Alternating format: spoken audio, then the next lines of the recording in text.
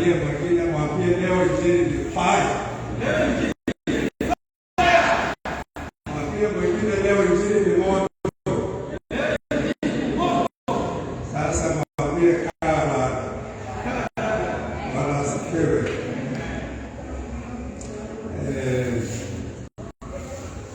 Nataka tu kuendeleza mahali niliachia wakati ule.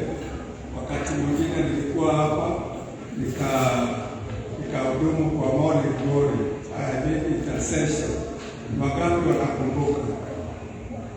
Bwana asifiwe. I shared a short message about why we, kama ulikuwa tutoa sauti why we must, kwa nini lazima tuombe. Bwana asifiwe sana. I only have very few points, about 4 points for today's message. So it's just a continuation of what I shared the last time. Bwana asifiwe. I will just do a recap of what I shared, then I link Bwana asifiwe with today's message, na tuwe tumemaliza na tuende nyumbani. Bwana asifiwe. Sasa usianze kuikasi, Mungu msaidia amalize haraka. Kisha amalize. Naona hata mstari wetu ameanza kunyua. Bwana asifiwe. Hii chakula inaletwa hapa ni maji. Sasa usione kuna msafu kitu hapa ni maji. Bwana asifiwe. Tuko pamoja. I shared about why we must pray. Bwana asifiwe. Na kasema verse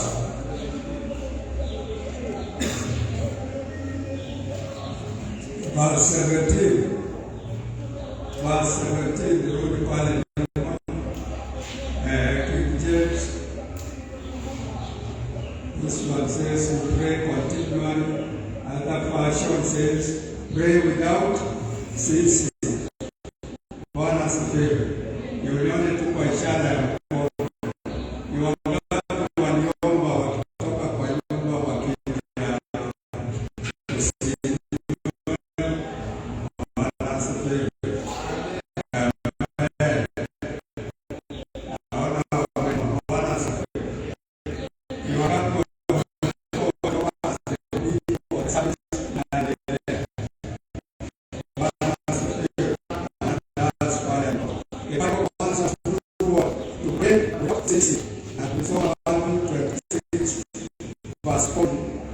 Bwana asifiwe. Hii ni wakati Yesu alikuwa ameenda 26:40. Yesu alikuwa ameenda mlimani kufanya nini? Bwana asifiwe. Yesu alienda mlimani kufanya nini? Kuomba. Tuko pamoja. Na Biblia inasema aliporudi wale wanafunzi watatu ambaye aliwacha pale akiwaambia watch and pray, alipata wamefanya nini? Wamelala. Then he returned to his disciples and found them sleeping. Did you men keep watch with me for 1 hour? Yesu akauliza, hamkuomba tu hata kwa lisali moja? Nimeenda tu 1 hour nimerudi. Lisali moja mnafanya nini? Mnamorota. Na hiyo inafanyika kwa maisha yako. Maombi ambayo tunaomba kwa haraka sana. Mungu bariki chakula tunapokula katika jina la Yesu, amen. Lakini unapoanza kuomba, nini inafanyika? After 5 minutes, computer inaanza kusema nini? Shutting down. Unaingia kwa shutting down, hapo unaenda kwa inaitwa nini? Kwa safe mode. Kidogo umelala. Bwana asifiwe. Na hapo ndio tunatoa ratio ya maombi. Nikasema wakati ule maombi mazuri ambayo yanatikisa maeneo ni maombi ambayo unaomba not less than 1 hour. Tuache tu ile ya chakula na ile ingine. Bwana asifiwe. Maombi ya seko ni yale tunaita maombi ya spiritual bulldozers, kama kina Yesu ambaye alikuwa anasimama anaambia upepo upato, anakemea upepo na unatulia, bahari inatulia. But for us ambao bado tunajenga, we must build. Bwana asifiwe. And the best way to build your prayer life, just try. Don't even start with 1 hour. Bwana asifiwe. Unaanza kidogo kidogo. Anza kama ulikuwa unaomba 20 minutes, go to 30 minutes, then weka ratio ya 1 hour. Ukimanage kuomba after 1 hour, from there utajikuta unaenda 2-3 hours, even the whole day, kwa sababu ukishaanza kuomba kuna nguvu ambazo unapokea. Bwana asifiwe. Hebu tupatie verse 41. Verse 41 inasema, watch and pray so that you will not fall into what? Into temptation. Wakati ule nilisema watu ambao wanaanguka kwa majaribu kwa urahisi ni watu ambao hawaombi. Kama uombi, kuanguka kwa majaribu ni rahisi. Maana hakuna mtu utaanguka uombe mzee mzima kama mimi niseme Mungu, leo nasikia kwenda kwa mpango ya kando, nipe breakthrough katika jina la Yesu. Kuna maombi kama ile utaomba hawezi, lakini ukiingia kwa maombi ambayo inaongozwa na Roho Mtakatifu, utakuta majaribu mengine yanakulepa tu. Bwana asifiwe. Bwana asifiwe. The other thing we say why we must pray is in Ephesians 6 verse 12. Bwana asifiwe. Tumefika hapo Ephesians 6:12. For we struggle, kuna King James. King James. Lakini hapo inasoma vizuri. Bwana asifiwe. Nataka kusikia yangu inasemaje. Bwana asifiwe. Tunafika hapo. Nifungue hapo ambayo iko na NLT version. Bwana asifiwe. Usiwe na haraka. Ni time yangu na karibu namaliza, si ndio? Kwa hivyo usianze kupanic. Haleluya. Nasema Ephesians chapter what? 6 verse. Media pia alishapotea. Wewe umefika. Kama umefika hapo useme amen. Uko hapo. Chapter 6 verse 12. Verse 12 yako inasemaje?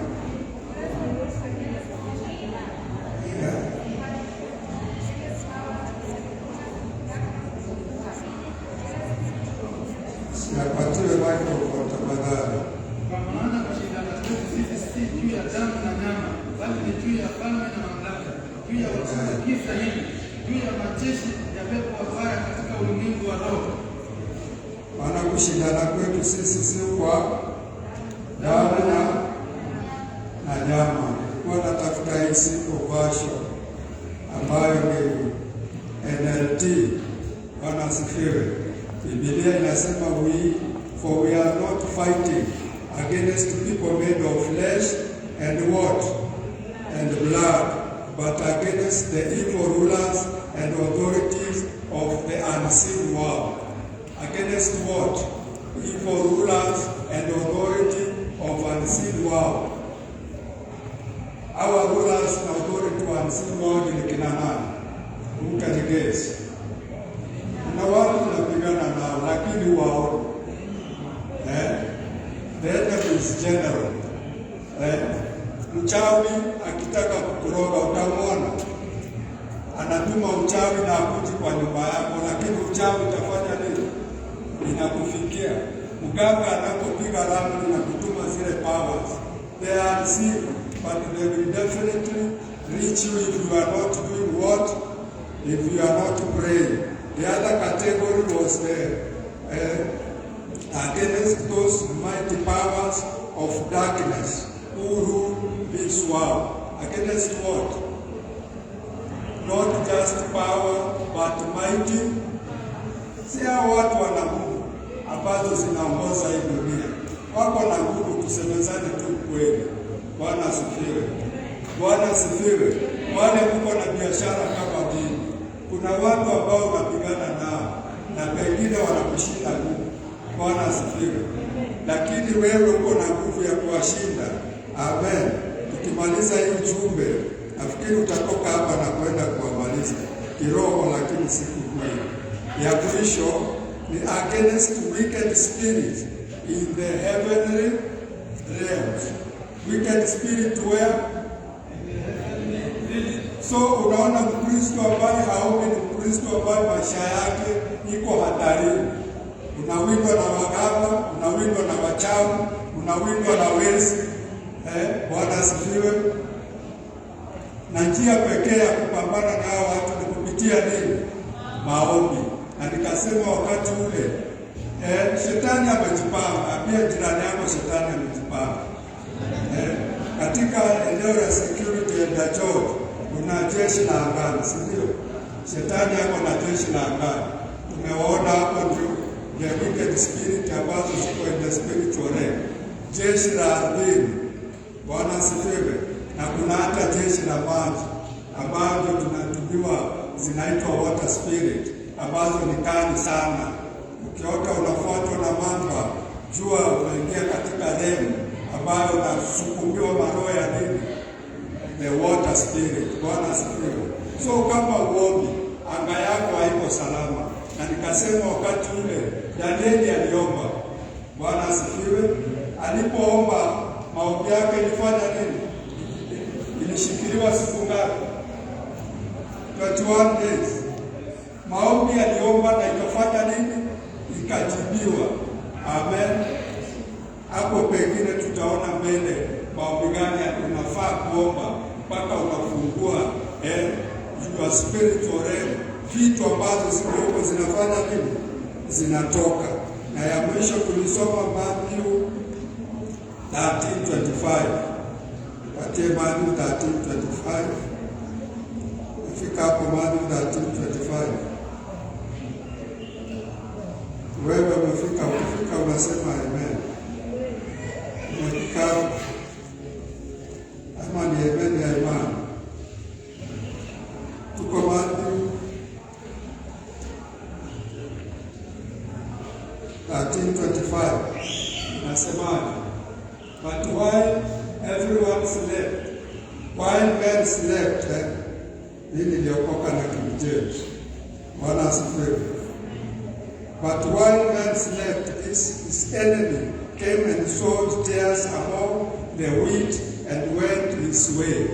Wakati mtu alikuwa amelala, shetani alifanya nini? Adui alikuja na akapanda mbegu mbaya na akafanya nini? Akaishia.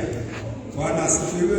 Nikasema wakati ule Mkristo ambaye haombi, shetani akikuangalia hivi anacheka, anapanda kile kitu anataka, anapanda chuki, anapanda uadui. Unakuta unachukia tu mwenzako bure, hakuna kitu mnaulizana, lakini unamchukia for free. Bwana asifiwe. Ni kwa sababu umefanya nini? Umelala katika ulimwengu wa kiroho. Na tukasoma Proverbs 4:16 ambayo ni hatari sana. Hiyo andika tu wakati wako utakuwa unasoma Proverbs chapter 4:16 ambayo inasema the evil one will not sleep until they do their wickedness for the day. Bwana asifiwe.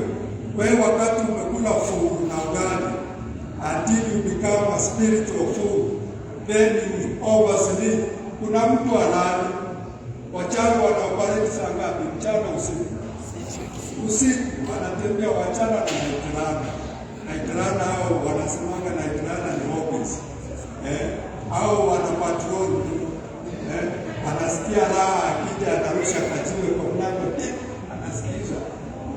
Unasikia kwa dirisha akisikia umeanguka ndiye anafurahi sana. Bwana asifiwe. Hao tu wako hobby. Lakini kuna category ambao ni wachawi, they operate in the spirit of jealousy. Na unajua hata mama yako anaweza kuwa mchawi na anakuomba wewe mtoto wako. Wachawi ni watu ambao wale wanaoperate na spirit ya jealousy. Ndugu yako anakuroga akutoe duniani. Mama yako ambao unaletea chakula unaenda kuharvest, kilete anafanya nini? Biblia inasema the evil one will not sleep until they do their wicked. Bwana asifiwe. Na kuna moja hapa nitasema hapo, halafu niingie kwa ujumbe wa leo. Uko pamoja? Bwana asifiwe.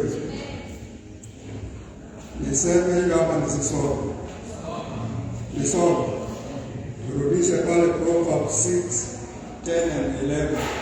Usifunge macho, usome tu, soma kwa version yako hapo. Proverbs 6. Bwana asifiwe. Hii hata ni hatari sana. Niliposoma hii nilipata moto wengine kali ya kuomba. Proverbs 6 chapter 6 verse 10 and 11. Inasemaje? Nani hapo na Kiswahili?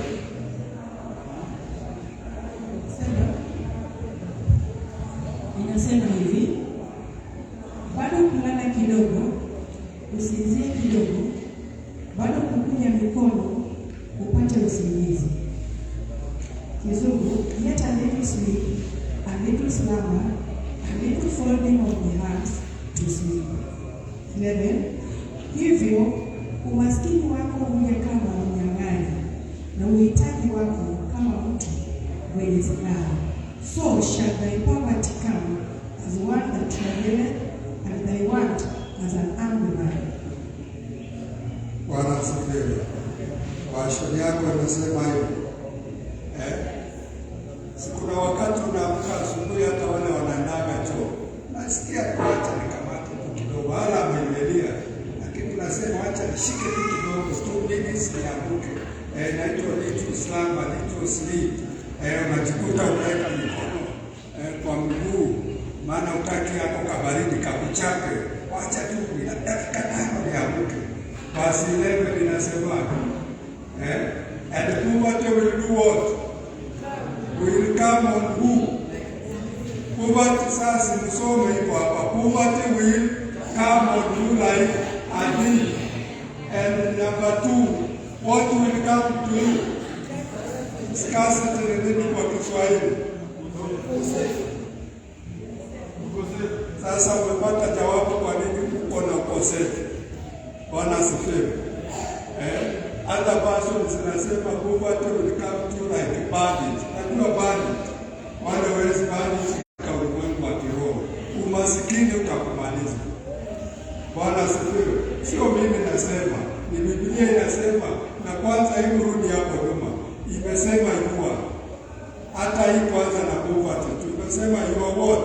So that means because wewe umezoea kulala, hautaki kuomba, and your poverty will come to you like Bwana asifiwe.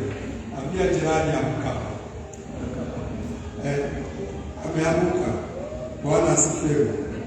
So I just want to share very briefly the 4 major assignment of prayer. Kama unaandika unaweza andika hiyo kwa haraka, nikianza finishing ya Bwana. Bwana asifiwe. Bwana asifiwe. Siku ni encourage tu na amen. Bwana asifiwe. Ukini encourage na amen na maliza haraka. Lakini mkinyamaza nitaongeza topic nyingine. Badala ya 4 weke sikue 10. Bwana asifiwe. Watu wacha ni kwetu mwaminifu. 4 major assignment for prayer. Bwana asifiwe. Na hii siwaambii kitu ambayo ni theory. Amen.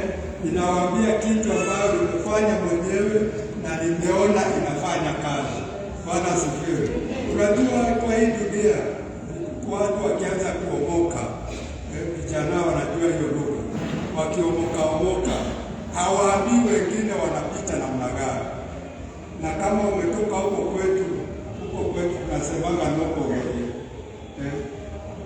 Wapi mama, sister noko geni.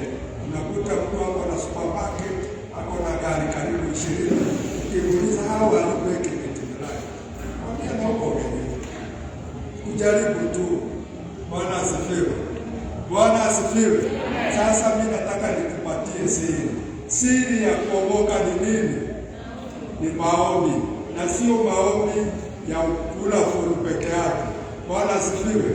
Ni maombi ambayo ni serious. Tuanze na Luke chapter 18 verse 1b. Bwana asifiwe. Nafika hapo Luke chapter 18. Amen. Ukianza kusoma pale ili Yesu alipotoka kuomba. Bwana asifiwe. Hii pale nasema you should pray without doing what? Pray without. Hapa imesema sisi. You should always pray and not give up. Bwana asifiwe. Yesu alianza kazi akiwa na miaka ngapi? Nisaidie, naongea class conversation. Huduma yake ilianza akiwa, Bible scholar wanatuambia alianza akiwa na miaka 30, sio 12. 12 ni wakati walikuwa wameenda Passover, walikuwa wameenda sherehe, alafu akahepa, akapotea, akahepa wazazi. Nafikiri hapo ndio watoto walipokea upako ya kupotea. Miaka 12 alipotea na walikuwa wameenda kwa sherehe. Bwana asifiwe. Nikupe tu hadithi kidogo, anza kusoma Luke 4 or Matthew 4. There is very little that is talked about Jesus from 0 to 30 years. Bwana asifiwe. And then his ministry lasted for only 3 years. Jesus was born. Jesus wasted the whole 30 years. Kitu tunasikia ukisoma Matthew 2. Yesu anazaliwa, Herode anamtafuta kumuua, wanahepa, wanaenda exile, Herode anakufa, wanarudi. Pale nyuma tunasikia akiwa 8 days akawa circumcised, na hapo ndio miaka 12 tunasikia amepotea, amepatikana. Amen. Pale ukisoma Biblia inasema aliporudi nyumbani akakaa tu na wazazi. And Jesus was a very ordinary carpenter, akipiga randa na baba yake for almost miaka ngapi? Bwana asifiwe. Hapo sasa ukisoma chapter 4 in Luke, unaona chapter 3 ndio Yohana Mbatizaji anatokelezea, anabatizwa. Then the Bible says, and Jesus was taken in the wilderness to do what? To be tempted. Bwana asifiwe. Na Biblia inasemaje? Yesu akajua sasa hapa kimeumana. Ambia jirani yako kimeumana. Sasa ninaingia kufanya nini? Kwa majaribu. Alifanya nini? Situongee. Yesu alifanya nini? Aliomba na kufunga siku ngapi? Jesus fasted for 40 days and 40. Bwana asifiwe. And what happened after he fast? After kutoka fast, then the devil came. Sivyo? Akarushiwa majaribu ngapi? 3 tu. Badilisha mkate. Bwana asifiwe. Akaambiwa ujirushe tu, malaika watakuja wakushikilie. Na ya mwisho hizi vitu zote Biblia inasema nipelekwa kwenye juu kabisa, akaonyeshwa hizi vitu zote, magari kubwa. Saa hii tuko ni tuko hapa Texas. Yes, Bwana asifiwe. Texas akaonyeshwa hizo zote na manyumba, akaambiwa hizi zote sasa, let us strike a deal. Ile tu mimi nataka ufanye nini? Situongee. Uniabudu tu, sitaki vitu zingine, kwa sababu shetani alijua tuliumbwa kufanya nini, na Mungu amesema yeye hawezi kujiabudu. Ndio maana alituumba tufanye nini? Tumwabudu. Bwana asifiwe. Bwana asifiwe. Tupatie sasa Luke 9:29. Rudi tu nyuma sasa. Amen. Pale tumesema men ought always to pray and not faint. As he was praying, the appearance of his face changed, and his clothes became as bright as flash of lightning. So, the first thing that prayer does in your life is growth and transformation. Tell your neighbor, growth and transformation. Siwaongeleshe jirani, growth and transformation. Tunaona hapa sasa Yesu alipotoka kuomba, hata uso wake ulibadilika, akakuwa transform, hata mavazi yake ikabadilika. Bwana asifiwe. Bwana asifiwe. Inaweza kuwa kwamba hali mlio nayo iko ilivyo kwa sababu ya uovu. Amen. Tuko pamoja. And you can grow and it will be transformed only through prayer. Tupatie Jude 1 verse 20. Jude ni chapter 1 tu verse 20. Bwana asifiwe. Tunasema the first assignment for prayer is growth and what? Growth and transformation. Nasema hapo, but you, dear friends, by building yourself up in your most holy faith and doing what? Biblia inasema by building yourself up in your most holy faith by praying in what? Praying in the Holy Spirit. Kazi ya kubuild si kazi ya Yesu sasa. Amen. Ukishaokoka, it is now your duty to work out. The Bible says work out your salvation in fear and what? Who is to work out? It is you. Bwana asifiwe. Ufanye kazi ya kujijenga. Bwana asifiwe. Bwana asifiwe. Philippians 2:22. Inasema work out your salvation with fear and trembling. Watu wengi wakishaokoka, mambo ya wokovu inaishia hapo. Hakuna mtu anaangalia tena what step am I supposed to take. Bwana asifiwe. After nimeokoka, ninafaa kufanya nini? Bwana asifiwe. Wanabaki pale pale. Na pastor alikuwa akikuongoza asubuhi. Alikuwa anatuambia vile vijana mnasema maisha kama maisha uko pale pale hauongezeki, maisha inafanya nini? Inapoa. Alikuwa anasema maisha inapoa. Uliza jirani yako, maisha yako inapamba ama inapoa?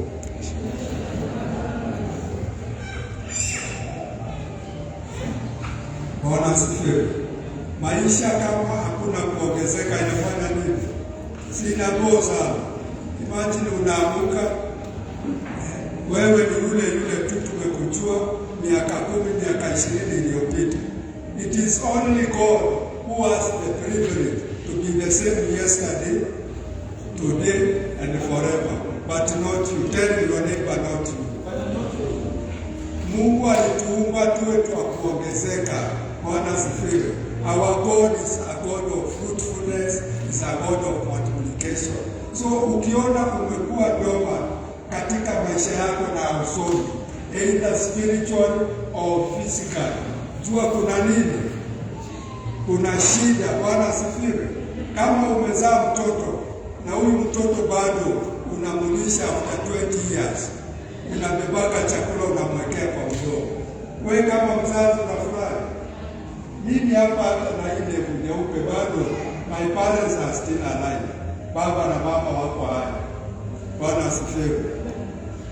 Hebu imagine ukuta nimekaa na niambia dadi kula onyeka, kula fukua mdomo dadi na hizi ndevu za white. Bwana asifiwe. Si hata ni aibu. Na kama mzazi utasikiaje? Si ni vibaya. Na hivyo ndio Mungu anasikia. Yaani tuliokoka tukabaki pale, we are not growing, and that's why we are never making any step in life, both spiritually and physically. Bwana asifiwe. Ambia jirani yako tamani kukua kuanzia leo. Bwana asifiwe. The second thing that prayer does in your life is for making requests and obtaining promises. Bwana asifiwe.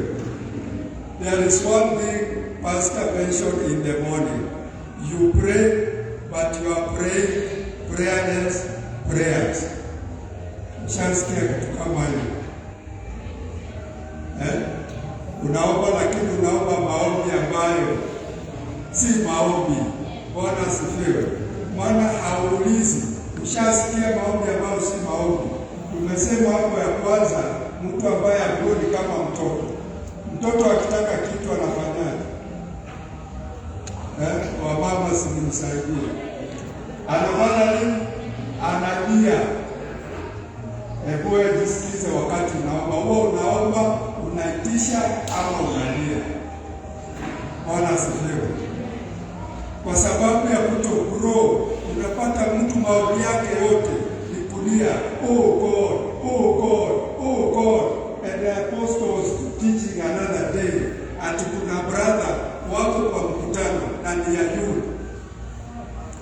Huyu brother anaomba, oh God, mercy Lord, mercy Lord, mercy Lord, mercy Lord.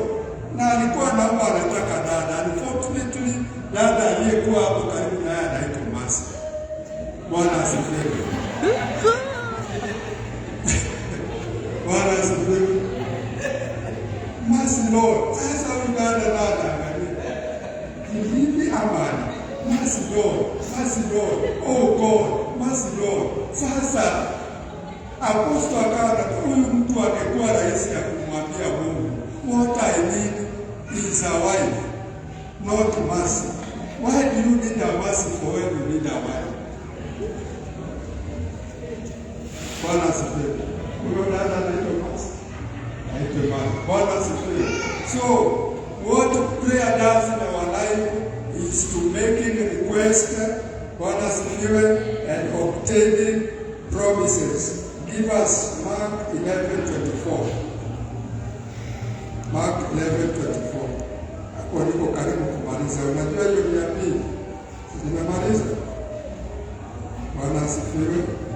Mark 11:24. Inasemaje aliye na Kiswahili?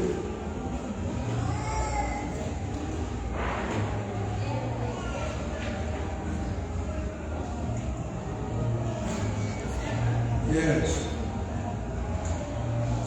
Sababu hiyo nawaambia yeyote mnaowayo mkisali aminini na kwamba mnayapokea nayo yatakuwa yenu. For what things soever you desire, when you do what? Therefore I tell you, whatever you ask for in prayer, believe that you have received it. Iko King James. Zoea kama iko King James. What shalt thou. Tunapenda sana. Bwana asifiwe. Whatsoever you do what? You desire. When you do what? When you pray. Bwana asifiwe. Bwana asifiwe. Bwana asifiwe. Whatever you desire, when you do what? Unajua kuna watu wanatamani vitu, wanatamani akiona kitu anatamani. Bwana asifiwe. Watoto tumesema wakiona vitu pia wanafanya nini? Au ni wanatamani na kulialia. Bwana asifiwe. But the Bible says, whatever you desire, your desire is good, but it is not good until you ask. Bwana asifiwe. It will not arrive until you do what? Until you ask. Bwana asifiwe. Hiyo nyumba kubwa unaitaka na unaiona, una desire, ukipita pale kama mimi nikipita pale nikienda Ngege, kuna nyumba moja imejengwa kwa mlima. Bwana asifiwe, mnaijua ya muda fulani Bwana asifiwe. Nikijenga kama hiyo usisuke. Whatever you desire, when you ask. The problem we have, we do not ask. Bwana asifiwe. Tunatamani tu, then inaitwa spirit ya jealousy inatuingia. Na tumesema wanaopareti kwa jealousy kina nani? Ni wachawi na waganga. Bwana asifiwe. Dada ukitamani huyo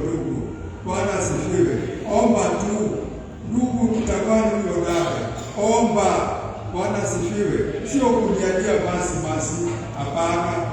Bwana asifiwe. Ambia Mungu, this is what kama unatamani pengine una desire sister Nina, hiyo gari yenye una desire, imagine iko. Bwana asifiwe. Hebu leo anza tu ambie Mungu, mimi nataka hii gari. Bwana asifiwe. Ile gari unaona pale, huwa sipendi kutoa ushuhuda personal, na kuna vitu mingi Mungu amenifanyia. Maana saa ingine ukitoa ushuhuda Pastor Monica, watu wanaanza kusema na huyo ameanza kuringa, anatoa hata vitu zinakujaga na zinaenda. Kwani zikienda ni zako, zikienda ni zangu, zinakuhusu mimi. Bwana asifiwe. Tumeona wengi walikuwa nazo zikaisha. Waambie ushindwe. Wacha ziende kama mimi nimezienjoy. Bwana asifiwe. Kuna wakati tulienda maombi, niwaambie sasa story yangu. Na kuna dada tulienda na bishop na pastor, na tulienda na kagari kanaitwa ile ya kubeba mizigo inaitwa Porobot. Anaitwa President Ahmed alikuwa anaita Porobot. Robot. Sasa sisi tumedrive, tumeingia, tunajisikia tumeingia na gari. Kuingia huko Joy anacheka. Amejua ni wapi naongelea. Kuingia tu kwa gate hivi. Yaani hatukuona Probox hata moja. Gari tunakutana nayo akili ya chini ni V8, Lexus, TX, Prado, magari mzito. Unajua nilishuka kwa gate. Nikasema wacha hata nitufanye nisipo nao. Nilikuja kuomba, nikae kama wao wanaingia kwa gate. Na hapo kalikuwa na Probox na magari mzito. Bwana asifiwe. Lakini unajua nini? Baada ya maombi, I got a challenge, and this is where I got this challenge. Nikisema kwani hawa watu hadi super big than me. Hawa watu si super. Mimi nikaujua ujinga yangu sikuwahi kuitisha. Kutoka pale nilitoka nimeconceive upako ya kuitisha gari. Na nikaambia God, I want a car that I climb to enter. Not a car that I buy kama unaingia kwa street kwa gari. Bwana asifiwe. Prophet Muga ndiye alikuwa anatuambia, when you are praying for a car, ask God for a big deal. The car that you climb to enter, not a car that you buy to enter. Unajua naongelea gari. Inaitwa visit yangu inaitwa. Bwana asifiwe. I prayed for only one man. Si kuomba hata miaka mwingine. I came, kama mmesikia wimbo inaimbaga na wale wachezaji, nataka gari, nimechoka na kutembea. I was playing this song every now and then. I told God, I want to go back there with my own car. And I'm telling you, within 2 weeks, nilipigiwa simu naitiwa gari. I went to Nairobi. Mwenye gari anacheka, anajua hiyo story. Mwenye gari alikuwa ni pastor. Akaniambia funguo ndio, kuna watu wengi wametaka hii gari, nimekataa. Chukua hii funguo, nipe pesa nusu, enda na gari.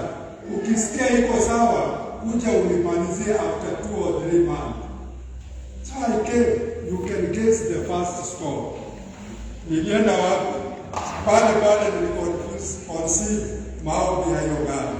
Kusema nini? Asante.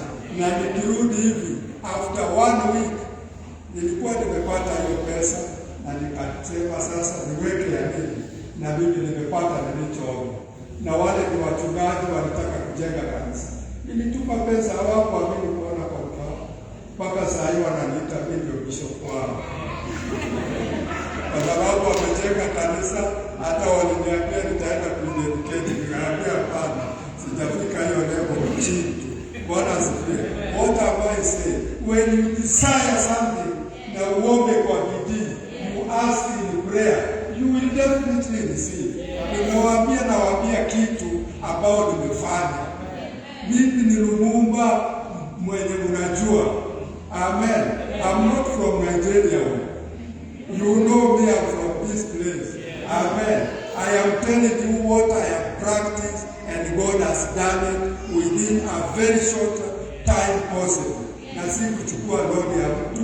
Na hata nikwambie, sikuingia kwa account, zilikuja tu ovyo ovyo. Bwana asifiwe.